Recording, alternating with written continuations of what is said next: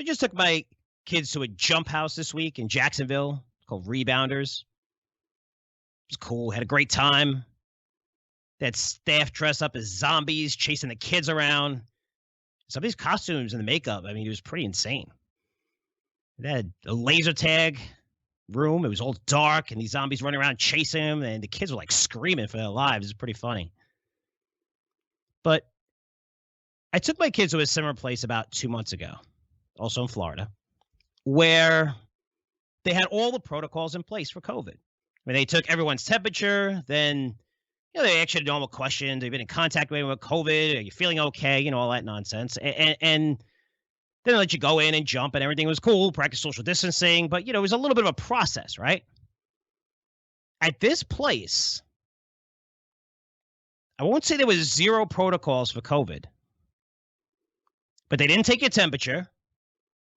Very few people were wearing masks. And we even asked, do you have to wear masks? They're like, well, we leave that up to you. Of course, adults were practicing social distancing. It wasn't, unless you came with certain adults and just, you're watching your kids have fun. This place is pretty big, too. It's a very big place.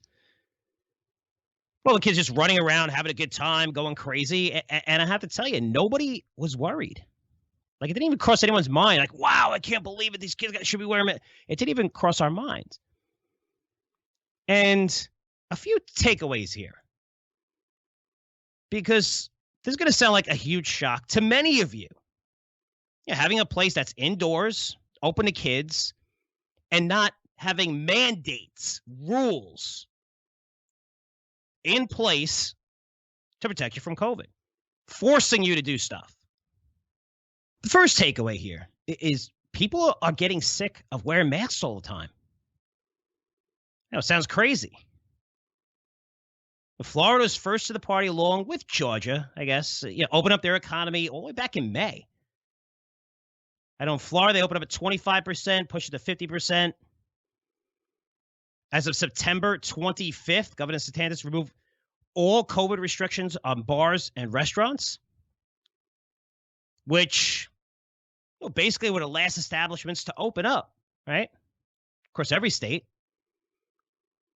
But having our economy open since May, we watch more people get COVID. They pull back a little bit, then reopen and said, okay, we're all right. But again, we're seeing across the board more people get COVID. But we're also seeing more than 99% of these people who are outside the danger zone. So if they're over 70 years old or people with underlying conditions, perfectly fine. So people are getting more comfortable going out now. And I guess it should be expected, right? Since we know so much more about COVID. And we look at September 11th, right?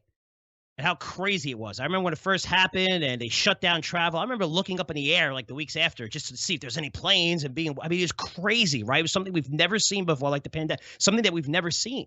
And emotions are high. You know how long it took the people, just average people, to fly again after that?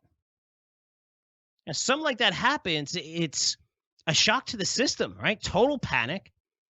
And over time, we realize how to deal with it.